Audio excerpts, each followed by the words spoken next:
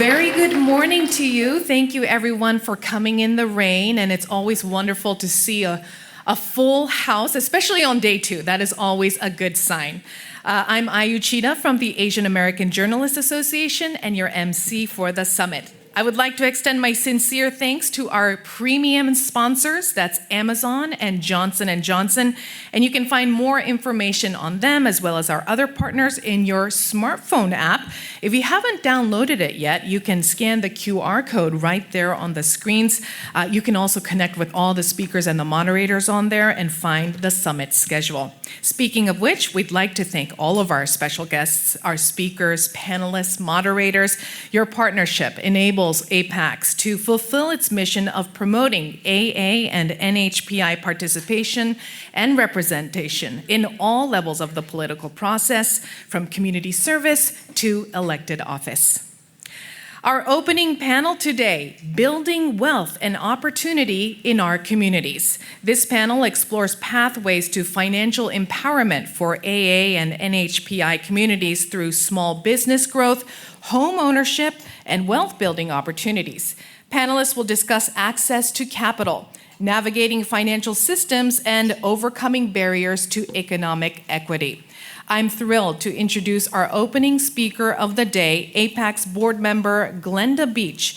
Glenda currently serves as Vice President Agency Sales in the South Central Market Area at State Farm. Please join me in welcoming Glenda to the stage.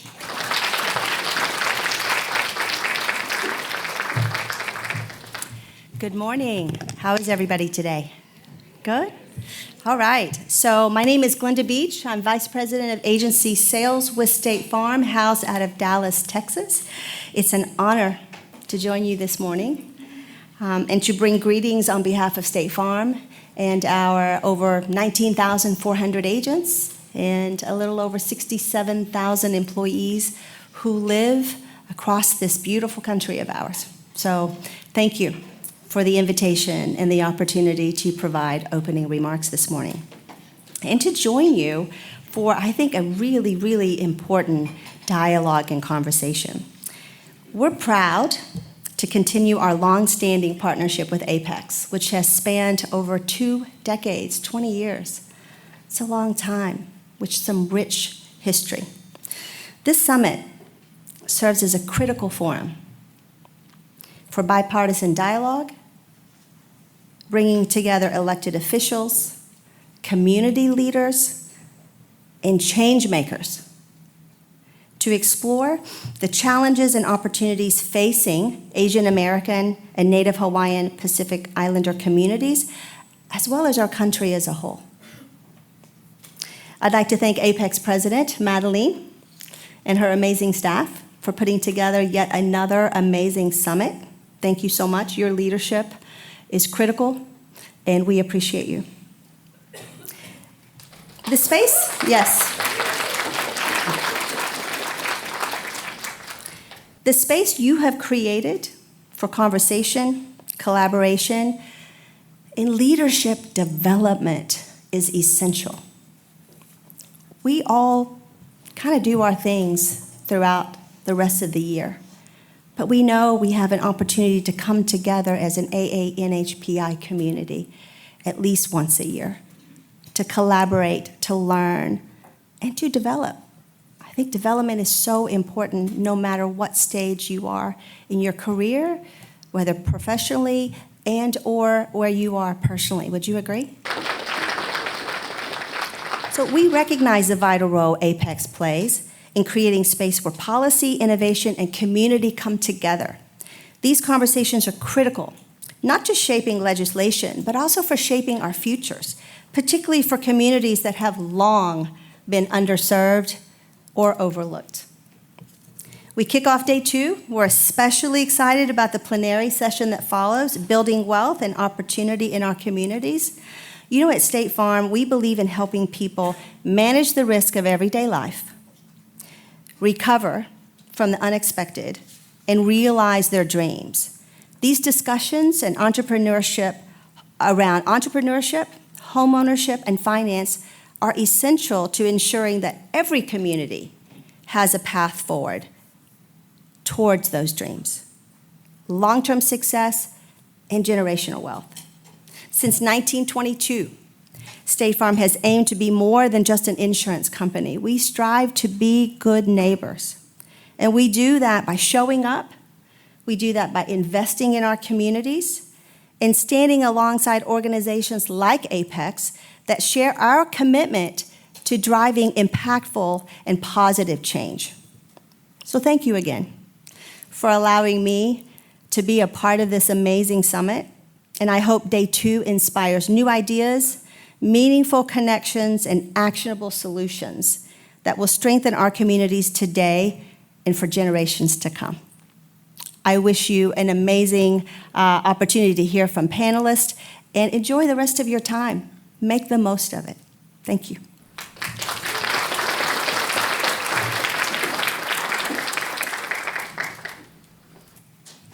Thank you, Glenda, for opening on such a warm and inspirational note. Our moderator for this session, I'm thrilled to announce An Yang, who anchors News for Today, the #1 rated morning news in Washington, D.C., for which she has won several Emmys. An has been breaking overnight news to Washington area viewers since 2010. Her field anchor assignments have included the inauguration of presidents, visits by 2 popes, opening day at Nationals Park, which she covers every year, and the Olympic Games in Pyeongchang and Tokyo. Please welcome An and the panelists to the summit. It's great to see you. Great to see you all here. I'm thrilled to be here, and I'm thrilled about this particular session because it means so much to me about trying to build this idea of generational wealth. I have 3 children, and I'm going to tell a quick anecdote. We don't have a lot of time, so I'm going to get to our esteemed panelists.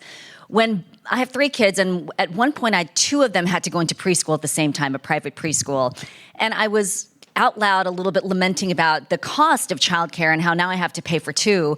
And one of the parents said to me, "Why don't you just get one of your parents to pay for one of the tuitions?" And I just looked at her with a blank face, and she had no idea. I mean, I am looking at taking care of my parents, not the other way around. And this idea that for so many people, their parents and their parents' parents have built this wealth and the foundation so they can then support their families. Where for a lot of us, I can't speak for everyone, but if you're an immigrant, I'm looking at taking care of having 2 kids in college, 3 at some point, not at the same time. And then also in 10 more years, give or take, taking care of my parents too. And that's a huge financial burden. And how do we then in the future make sure that our kids can have that financial stability, have the nest egg, have all these things that were completely foreign to me growing up about what it means to have generational wealth and pass it down. So I'm excited to have just an incredible group of panelists here to talk about building that and creating that for our community specifically. John, you're going to be our first person to introduce yourself and tell us what you do, because John Wong is new to us this morning. Good morning. My name is John Yuen Wong. I am the founding chairman for the Asian Real Estate Association of America, ARIA. It's a 19,000 plus membership organization with 44 chapters around the country. Professionally, I've been a licensed real estate broker for 42 years, operating out of San Francisco. Vivian. Good morning, everybody. My name is Vivian Young, and I'm the Global Head of Asian and Pacific Islander Affairs for JP Morgan Chase, which is a new role that was established 4 years ago within our diversity organization. I lead our employee resource group and work with our lines of business to deepen relationships within the API community. But before I was in this role, I am a certified financial planner by trade. So this is a very near and dear topic to my heart. Yes. Eileen.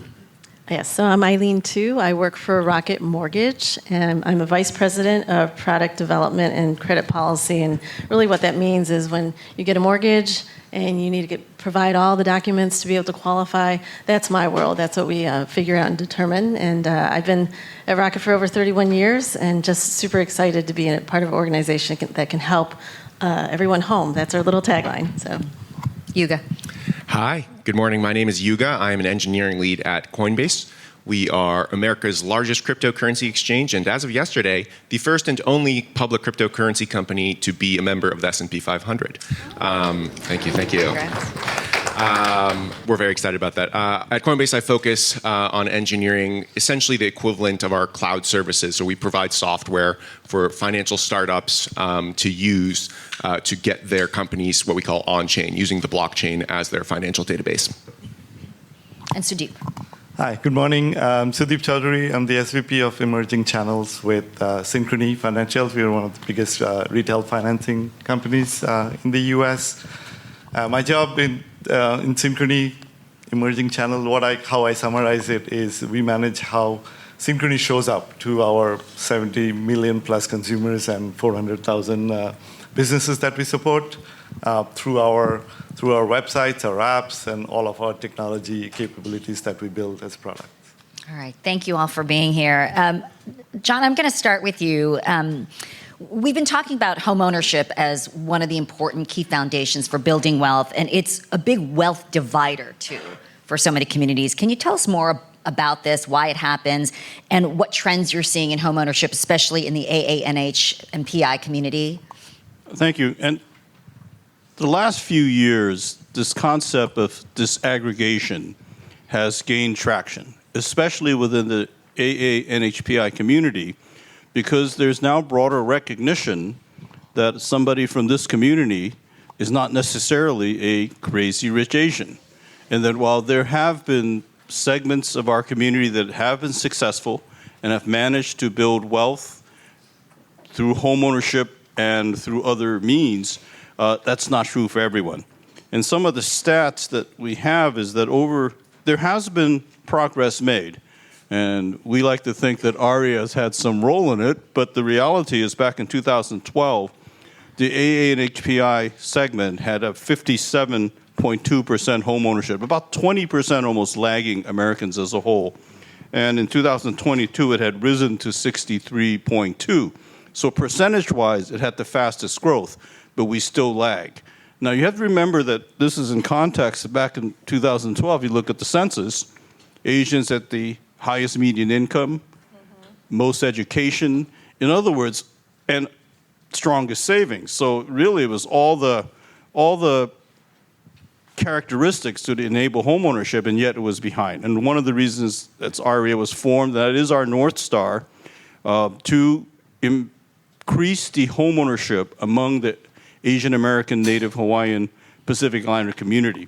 And there's a core reason for that. It's not just that, yes, we're all realtors and lenders and therefore it's more business for us. The reality is we think broadly it's important for homeownership because the 2022 Federal Reserve community study shows that the homeowner's net worth was $396,000. Those who did not own, who were renting, had a net worth of $10,400. So that's a significant difference. And the reality, entry into the middle class, which is a path toward accumulating wealth in this generation, to have the capacity to transition it to the next generation is critical. The other thing that ARIA knows, and I'll speak to something that is happening actually right now, is that, oh yeah, homeowners, 396,000, renters, 10,000. It was not exclusive to the homeownership, but we believe that when a person achieves homeownership for the first time, sometimes first time in their generation among their broad family, it allows some changes in mindset. It may bring enough security and serenity if you have a sustainable entry into homeownership that you can manage the mortgage, that you start making different decisions in your life regarding education. And it doesn't mean always four-year college. It could mean a vocation. When you look at individuals who in one generation of perhaps coming over here as refugees, like many of the Vietnamese community, and in one generation achieve tremendous penetration into their communities and support their communities, that's critical. And so ARIA is very data-driven. I don't know if that's a stereotype for our community, but it is very data-driven, and we're embarking on a study specifically of that. We're taking the reality that we can identify different subsegments within the broader ANHPI community And we're able to now look at the life decisions made around homeownership of each one. And we believe we're going to find some commonality that, in fact, can drive maybe tools and products in the private sector, but also policy in the public sector to say that, you know, that if we do this, there's bang for the buck, we're going to get results. And we're very excited that we've commissioned an institution called the Urban Institute to conduct a study. The work is begin, and information is going to be announced very, very shortly. So I want to kind of close this initial comment about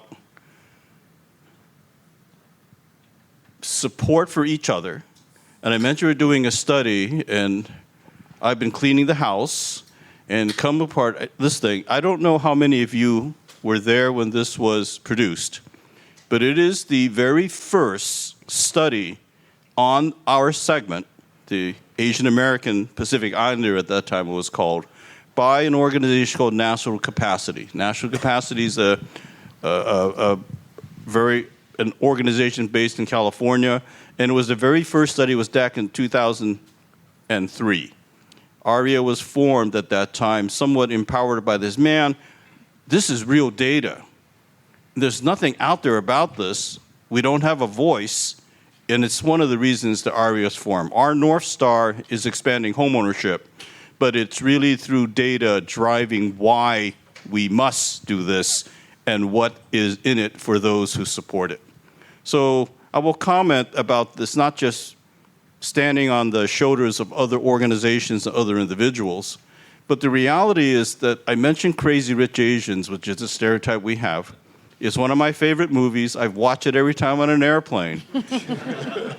But what resonates with me is not Michelle Yeoh's character of the very wealthy in Singapore, but it's actually Rachel's mother who left China because of abuse, and with nothing, through real estate, became in what her daughter, the character Rachel, calls the Queen of Queens real estate. Mm-hmm. And really the path is not one for all of us. Each one of us go a different way, and I'm excited to hear the other panelists talk about how this all integrates together. Right. Thank you. Eileen, can I go to you next? We've been talking about home ownership as the pathway to wealth, and we also are hearing this next generation can't even begin to grasp the concept of trying to be a homeowner because of jobs, because of the economy, trying to get the down payment. Can you talk about some of the unique challenges and barriers we face moving forward, and especially for the ANHPI community? Yeah, no, that's a great question. And so in the mortgage community, and if you think about it, homeownership, and just to tie it together, it's such an important wealth building tool, right? And so not only after 30 years you have this asset that you can pass on to generations, which is a fantastic way of doing that, or by that time you're retired, it's paid off, and you can tap into that asset, right, to manage life after retirement. And so, how do you grasp that? And I think one of the challenges that our communities have is that folks in different communities came to the United States at different times. And so if you were, and I keep thinking about my grandmother, she, when they came over, they traditionally, the way they saved was like they believed in, gold, and they would just kind of like hide it in their pockets in the house. And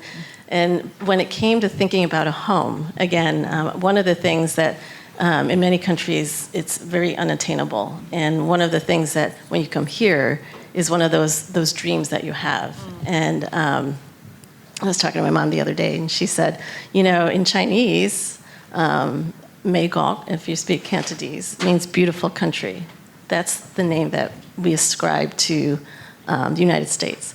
And so it's a beautiful country to be able to attain things that they couldn't attain. But when you come with different patterns, so my grandmother, for example, it's very hard to prove how to pay for a home or buy a home when you have these different ways of savings. And so the mortgage is structured in a way that you have to prove an ability to repay. And so you got to look at and structured in a way of a very traditional American way of saving in a bank account so you can see things, getting a job, being a job that's W-2, that you work for a large corporation. That's when it makes it easier. And what's harder is that many folks are self-employed in our spaces. That's a lot more documentation. It is harder to prove a source of income the way it's reported, right?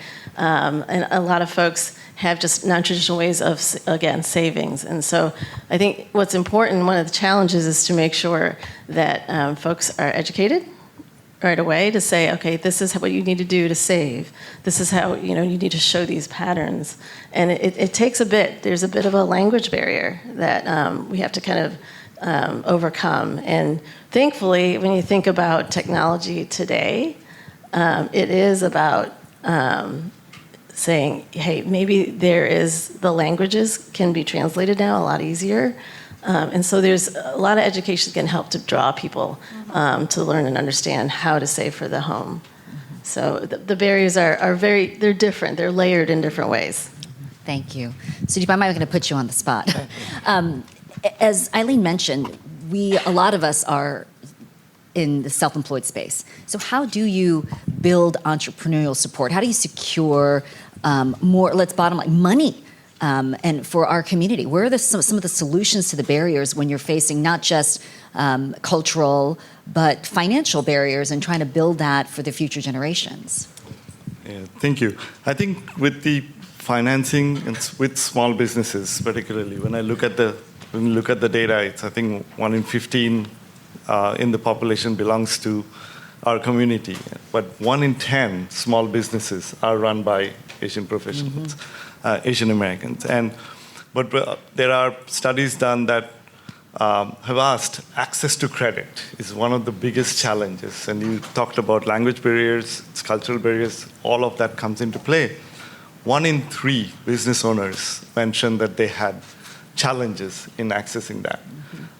So from Synchrony's point of view, we really focus, because our business is really supporting small and large businesses, and we really focus on access to credit for our small business partners. We do it in ways where we have funds allocated within our organization, where about $15 million that we spend yearly on ventures that are from Asian communities, Asian American and Pacific Island communities. We also really go in and highlight businesses within different communities where the business owners are from our community. And this is just to inspire others that are trying to come up and also connect them with similar business owners that they can really learn from. So we do try these kind of different ways. And obviously, wrapped around this is access to credit education. We do that not only for businesses, we do it for our consumers as well on an ongoing basis, whether it's webinars, whether it's pure content going out to the community. So it's an ongoing process. It really is. Vivian, we've been talking about how our lived experiences impact the decisions we make, especially in our community, right? I can't devoid myself from the way I was raised. I'm risk averse. I catastrophize when something happens. Like my colleagues at work tease me all the time because I'm one bad show away from sleeping on your sofa. And they're like, oh my gosh, please. I've been at NBC for 20 plus years. But they're parts of my culture that I carry with me. And the decisions we make too. We can't, it's hard to separate that. What are some of those things we can lean into? And what are some of the things we probably might want to cut off from the habits and the choices we make as we try to make these decisions for our families and for the future? First of all, thank you so much for opening up the conversation the way you did. I was like, wow, she's just teeing me up perfectly here. So one of the reasons why we embarked on, we did our first retirement readiness survey a couple of years ago, because as I was stepping into this role, I was looking around and I said, okay, who here in the room is their parents' retirement plan? Right. And that's me, right? I don't know how many other people in the room are their parents' retirement plan, but that is culture right there. And the difference that you see among the room, and it's lived experience, to your point. And I said, well, let's lean into this, because there's got to be something there if other people in the room are raising their hands. So I am an immigrant from the Philippines and came here in the 70s when I was 3 years old. And I remember, right? Because you know what it is? It's the Immigration Act. The Civil Rights Movement allowed all of us to come to this country, where there weren't caps in the past. So many of us, if you talk to each other, it's like, oh, my parents came in the 70s. It's like, well, there's a reason for that, right? Pre-1965, there were less than 500,000 Asians in America. Fast forward, 2025, we're 24 million, right? That's incredible. So 70%, there's a statistic from Pew Research, 70% of Asian American adults are foreign born, and we carry that culture with us. So what we did was we did a study through the lens of the top 6 ethnicities, which Indian, Chinese, Filipino, Japanese, Korean, Vietnamese, to understand, how are you saving for retirement? What is your confidence level? And it was really stunning. I think what we're saying here, echoing the same thing on the panel in terms of we're really great savers, not so great investors. We have the highest savings rates, but just under 50% are not confident that they can retire well. And I think everything that I hear on the panel today, it's like what we all want to do as institutions, as people, is to give our communities the tools, resources, and education to make better decisions, right? That is fundamental to what each of us are doing in the room today. One of the things that was stunning to me, surprising but not surprising, is where people get their information. Friends, family, and the internet. So if you say, okay, I have $100,000 in retirement, what should I do? I'm going to go ask my friends that don't know anything, my family that don't know anything, and the internet. That is not going to give me the best advice. Mm-hmm. So I would say, to answer your question, is to just be aware of your blind spots and really look for professional help when you need it. I always joke, when we're buying a TV, $1,000 TV, you go to Consumer Reports, you do all of this due diligence, but when it comes time to roll over your 401k, you're Googling it. So don't do that. Wow. I mean, that's really sobering, but how many times does your mom or somebody text you something that they read somewhere? Yes. and WeChat. Right? It's that's not real. Okay, please. And we can joke about down. it if it's some kind of cream, but it's different when it's your money and your wealth, right? I'm going to interrupt for a second, and I'm going to answer your question, Vivian. Where to put it? Coinbase. I was going to say, you were setting me up for my next great question. segue. Thank you. It's a great segue. What's so interesting is that our community is well-versed in this area. Not me, but our community. But there's so much information, there's so much confusion about what it really is and how the money works when you put it in cryptocurrency. Can you kind of help us figure out, how do you know when it's a good investment? How do you know when it's not? And especially when you have people sending you articles from the internet that you don't know are reliable. Can you talk about that in the space that you work? Absolutely. I mean, it's certainly a confusing and very dynamic space, and there's a lot going on. I don't give investment advice, but there are certain cryptocurrencies that I think are generally seen as more legitimate. These are coins that are recommended by the likes of Fidelity and BlackRock, very trusted investment advisors. So coins like Bitcoin, you've probably heard of. I do want to highlight sort of the intersection of the community that APAICS serves and crypto a little bit, because I think this is very important. At Coinbase, we view crypto as the intersection of 3 very large secular trends. So on one hand, there's a political component to this. I don't know if you're aware of this, but about 40 to 50 million people hold or use cryptocurrency in the United States. That represents somewhere around 20 to 30% of the voting public. Amongst those people, 28% of Asian Americans have reported using, holding, or trading cryptocurrency in the past year. That is far above the national average of 17%. So your point about our community being well-versed in this actually bears itself out in the data. And in fact, more and more crypto is becoming integrated into the mainstream political discourse. there was a survey taken by Paradigm, which is a venture capital company. Amongst those who don't hold crypto, the vote in the 2024 election was split 50-50 between candidate Harris and candidate Trump. Amongst those who hold crypto, President Trump had the edge by about 4%. So you're going to see this issue become more and more integrated and part of our lives very naturally. The second secular trend that crypto represents is technological.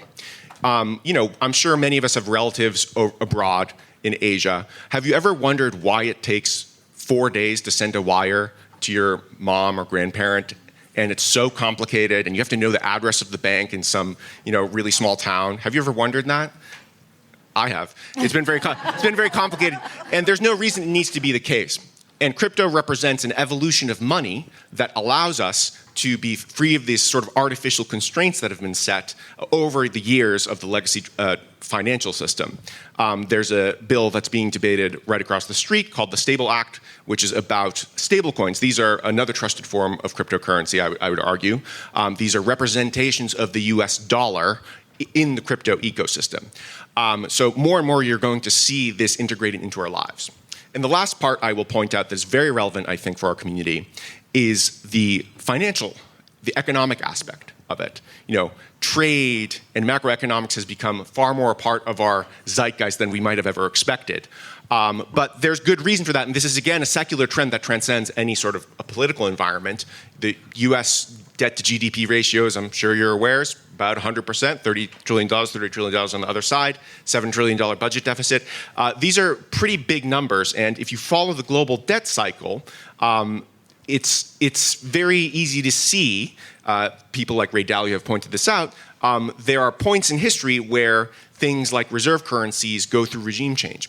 And so we can't predict anything, but we know that these types of evolutions are afoot in a very natural part of history. And so in that context, it's very important to consider, in terms of building wealth, making sure you have a very diversified portfolio that will withstand this volatility, uncorrelated assets. You might have some bonds, you might have some dollars, you might have some stock. Fidelity and BlackRock each recommend that in a standard portfolio you hold somewhere between 1% to 5% of your portfolio in cryptocurrencies like Bitcoin. And so I think for the Asian American community, that itself is important too. Wonderful, thank you. Okay, we don't have that much time, so I'm going to ask down the line, starting with Sudeep, this way. An important message before we move forward in terms of generational wealth, or something to be excited about, to give us a positive note to end our panel. Oh, absolutely. Yeah. We have like 3 minutes, so bear with us. We're gonna. I'll be quick. I think that the most exciting thing looking the future is where sort of play within Synchrony as well is the digital access to credit. I think we are getting more and more digital or technologies coming into whether we are learning about credit or access and also security. Mm-hmm. And if you think about the generation that's coming up, all they know is that. Yeah. You have to make it easy, you have to make it secure for them. And on the other end, if you are thinking of the older generation, as they get less mobile, you need to provide access safely and something they're comfortable with and easily so that they can do their day-to-day credit transactions. And in the Asian community, I think what I saw is that there's a high instance of families taking care of somebody else's finance. Mm-hmm. How do you do that? How do you do that digitally, and how do you do that securely is something we are constantly looking at. And I think that's the exciting thing that I look at. I'm glad you see it as exciting. Makes me worried, but it's important to know. Thank you. You go. I'm very excited about the intersection of artificial intelligence and cryptocurrencies, blockchain technology. These are two of the most dynamic sectors in technology that are making rapid advances every day. We are going to see more of our capital flows, both global and domestic, be represented by AI agents transacting what we call on-chain using cryptocurrencies in an automated fashion. I think these are areas that have a vast import, not just for micro and macroeconomics, but also for national security as well. And so I'm very excited to see the developments that happen there. Thank you. Eileen? Yeah, I think, when I think about increasing wealth, you think about owning a home. And in owning a home, if you bought a house about 20 years ago, it's actually almost doubled in value. Mm-hmm. So it's just a fantastic way to build wealth. And what I'm most excited about is today, you have access to data. Everybody does.